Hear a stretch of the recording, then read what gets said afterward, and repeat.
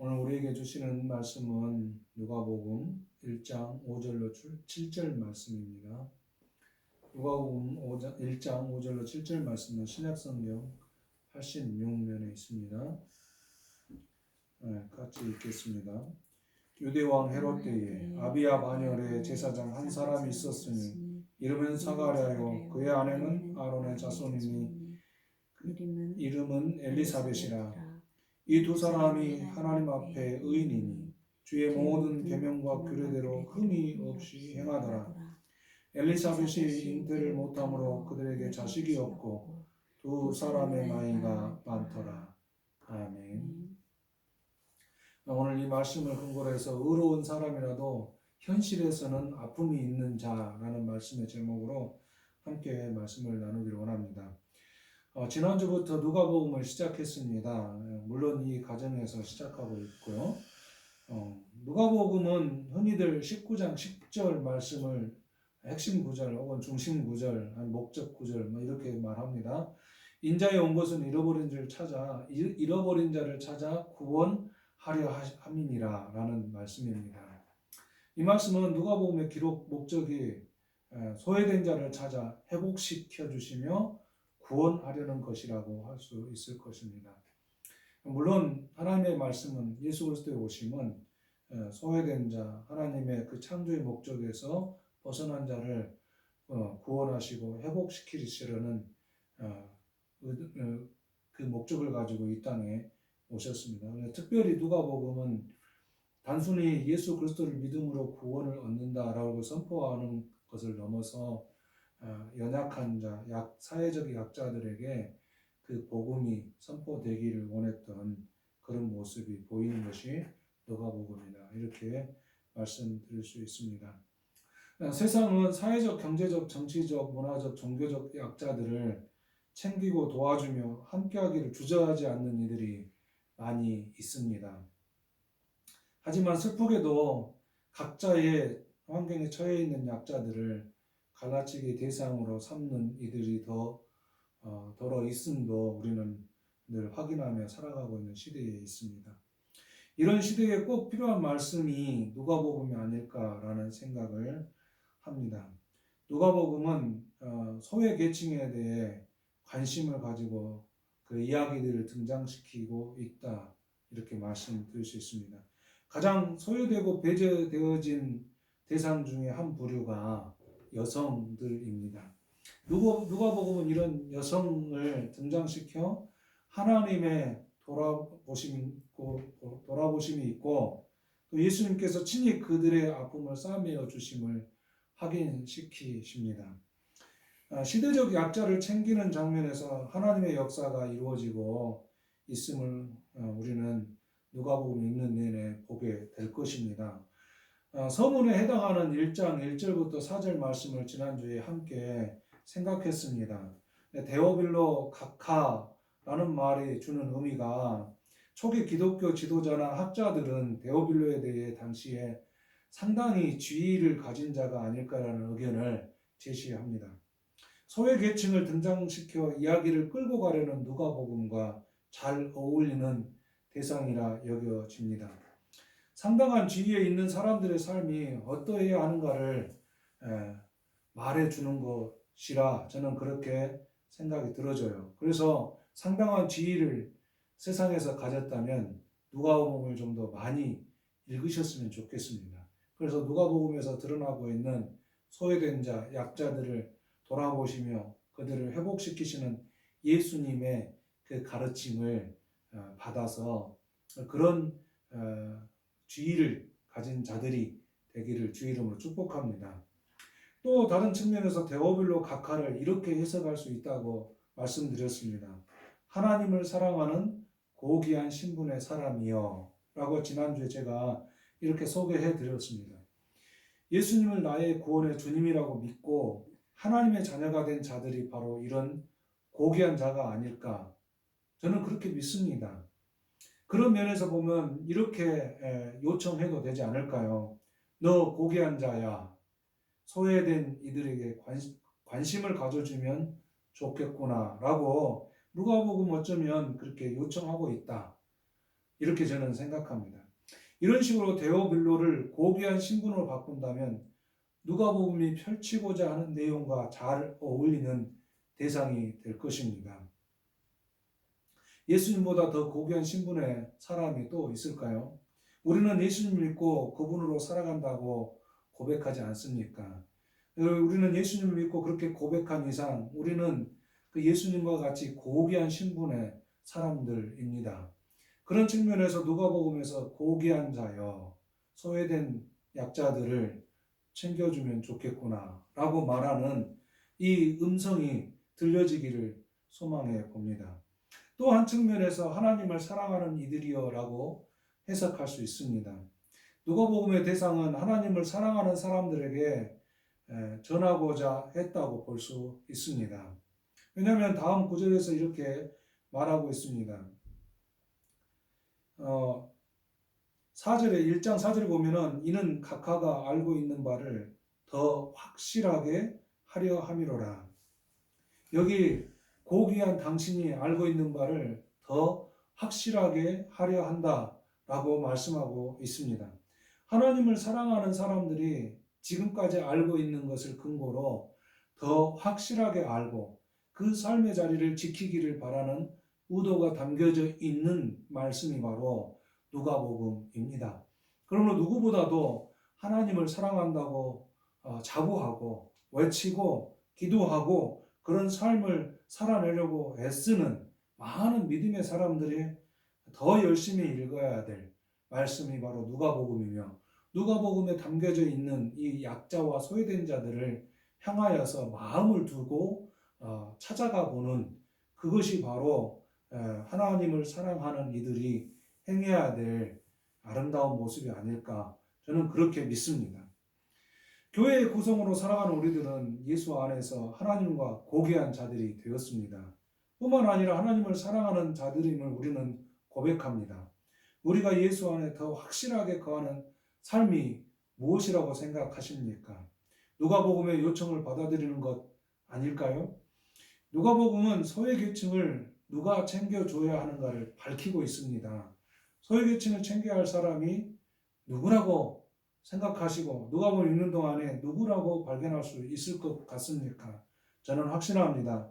예수님을 사랑하고 예수님을 믿고 구원을 얻고 회복한 자들이라고 저는 확신합니다. 누가복음은 소외계층을 누가 챙겨야 하는가를 밝히고 있는 이 말씀 안에서 또 소외계층이 누구인지를 확인해 주기도 합니다. 그래서 그 소외계층에게 어떻게 다가가야 하는지 가르쳐 주기도 한다는 것이죠. 그 소외의 우리 그 믿음의 사람들은 이 누가복음을 통해서 바라봐야 될 시선은 뭐냐면 약자들, 정말 힘든 자들을 소외의 대상이 아니라 하나님의 고귀한 신분의 사람임을 확인해 주는 삶의 자리로 우리가 가고 그런 삶을 우리가 만들어 내야 한다라는 것이 누가복음에서 전달하고자 하는 말씀이라 이렇게 저는 믿습니다. 함께 그런 믿음의 자리에 서 있는 여러분도 그렇게 누가복음을 한번 읽었으면 좋겠습니다. 또 한편으로 내 자신이 소외의 대상이 되거나 그 배제의 대상이라고 여겨지거든 하나님의 사랑의 손길이신 예수님을 바라보시기를 원합니다. 그래서 예수님께서 이 땅에 오셔서 누구도 소외시키거나 어떤 약자도 버리지 않으시고 챙겨주시며 함께 하시는 그 예수님을 믿고 의지하면서 힘을 내어 이 땅의 삶을 살아낼 수 있기를 바랍니다. 누가복음 서문에 이어서 등장하는 이야기는 사가랴가 제사장의 의무를 하기 위해 성전에 들어가 분향할 때 천사와 대면을 하게 됩니다.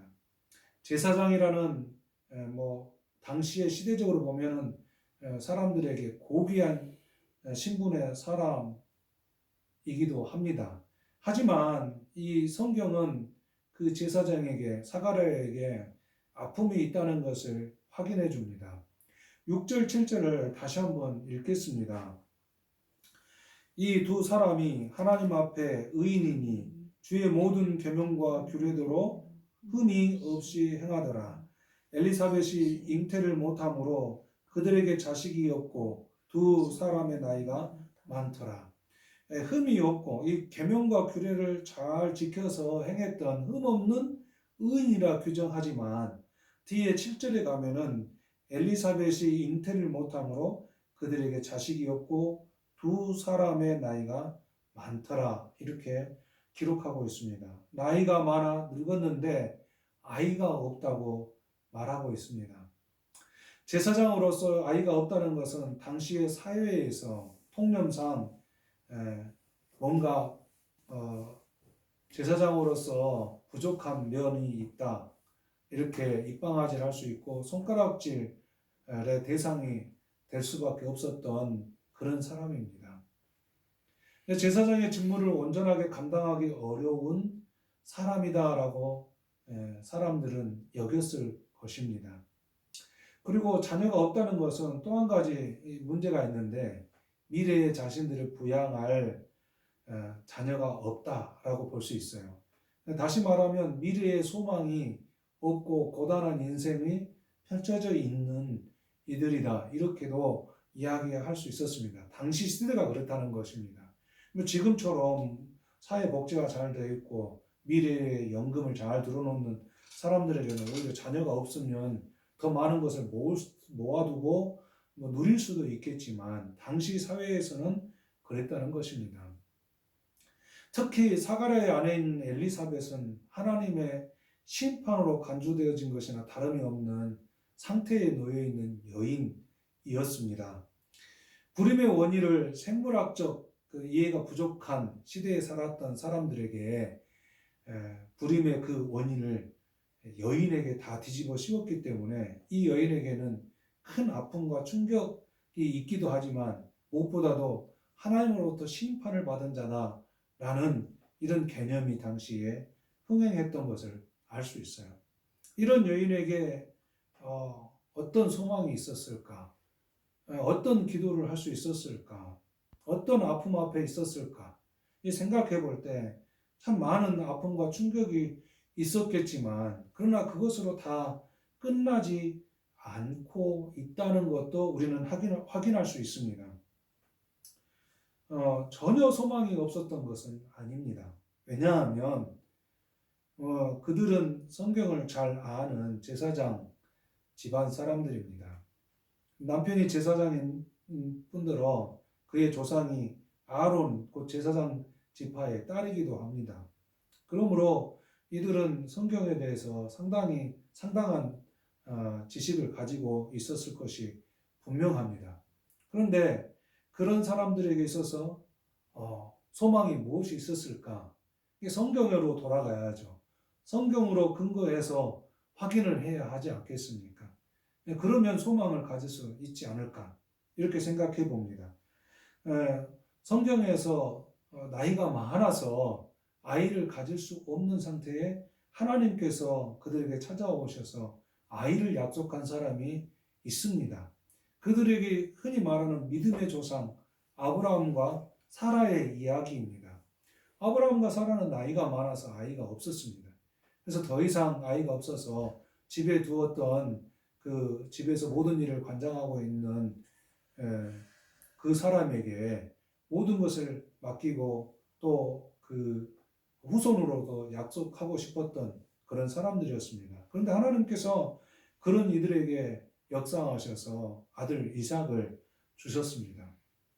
이것을 보았을 때 이 사가랴와 엘리사벳은 어쩌면 소망을 다 끊어내기에는 아직은 그들의 나이가 있지 않나 이렇게 생각해 봅니다.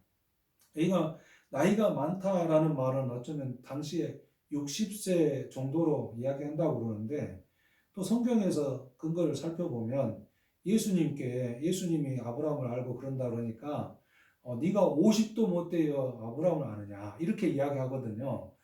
그런 걸 보면은 어쩌면 나이가 들었다는 표현은 50 정도도 되었다라고 볼 수 있겠습니다.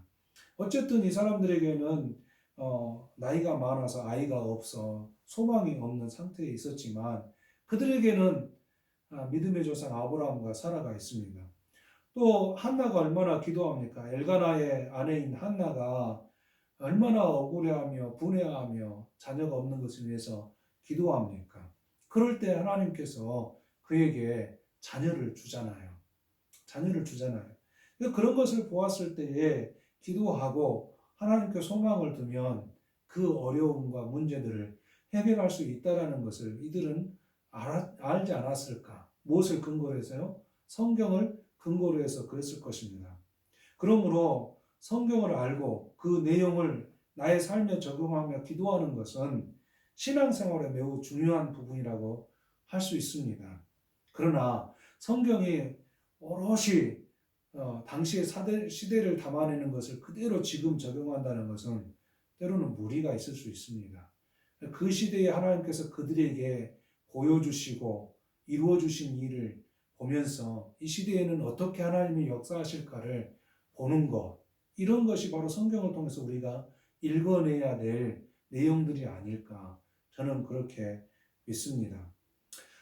그러므로 믿음의 생활 속에 있는 많은 성도님들, 그리고 우리 자신들이 전에 알았던 그런 내용일지라도 지금 새롭게 확실한 믿음의 자리로 나가는 그런 말씀을 붙드실 수 있길 바랍니다.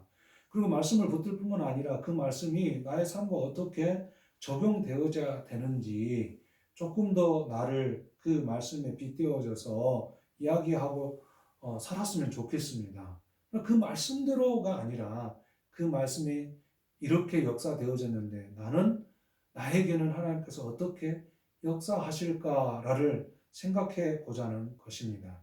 그래서 하나님의 말씀을 지금까지 잘 알고 또 많이 읽고 배웠다는 거 잘 압니다. 그렇지만 또 지금 새로 읽을 때, 새로 접할 때, 새롭게 다가오는 것들 마음에 새기고 또 옛날 알았던 것이라도 지금 살면서 새롭게 적용하는 그런 나에게 새롭게 적용하는 그런 시간들이 주어지기를 주 이름으로 소망해 봅니다. 사가랴와 엘리사벳에게는 여기 성경에서 의인이라고 했지만 아픔이 있는 자들입니다. 이런 아픔이 있는 가정에 하나님이 찾아오셔서 아픔을 씻어내 주시고 회복해 주시는 그런 장면을 통해서 이들을 통해서 예수님의 오실 길을 예비하는 자녀를 허락하여 주시지 않습니까? 우리가 이제 다음에 또 보겠지만 이들을 통해서 예수님 오실 길을 미리 예비하는 그 자녀가 탄생합니다. 이런 그 하나님의 돌보심과 인도하심은 바로 어떤 내 자신에게도 이루어 회복이 되지만 또 다른 이웃에게, 연약한 자들에게, 누군가에게는 또 새로운 그 힘을 줄 수 있는 그런 이야기가 하나님의 역사가 될 줄로 저는 믿습니다. 다음에 더 보시겠지만 이 엘리사벳이 잉태했다는 것을 마리아가 알고 찾아가게 됩니다. 마리아도 이 엘리사벳을 통해서 힘을 얻잖아요. 그런 걸 통해서 보면 우리가 하나님의 말씀을 통해서 힘을 얻고 새 힘을 얻었을 때에 우리를 통해서 또 누군가는 힘을 얻고 용기를 얻고 그 믿음의 삶을 살아가게 되지 않을까, 저는 그렇게 믿습니다. 우리 힘을 내시며 믿음의 그 귀한 역사 앞에 살아갈 수 있기를 바랍니다. 사가랴와 엘리사벳의 가정에 하나님의 역사, 하나님의 축복이 있었던 것처럼 오늘 우리에게도 그런 역사와 축복이 있기를 주 이름으로 소망해 봅니다. 예수님 안에 있지만 어떤 슬픔과 아픔의 자리를 차지하고 있습니까? 예수님께로 갑시다. 예수께로 갑시다. 그럴 때 예수님께서 분명 우리에게 회복 주실 것이며 우리에게 새 힘과 소망으로 충만하게 해 주실 줄로 저는 믿습니다. 그런 믿음의 자리에 함께 걷는 우리 모두가 되기를 주의 이름으로 축복합니다. 기도하겠습니다. 사랑 많으신 하나님 아버지, 우리에게 귀한 말씀으로 역사하신 것 감사합니다. 데오빌로 카카라는 말씀을 통해서 우리 자신들이 그런 상당한 지위 아래 있고 고귀한 자가 되어 있다는 것 우리를 확인시켜 주셨습니다.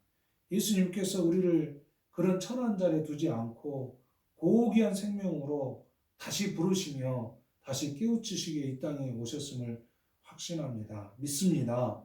그런 믿음 안에서 또 주어진 말씀을 통해 연약한 자들, 소외된 자들에게 어떻게 다가가야 할지 우리 예수 그리스도 안에 있는 자들로서 한 걸음 한 걸음 나가는 믿음의 생활이 되게 하여 주옵소서.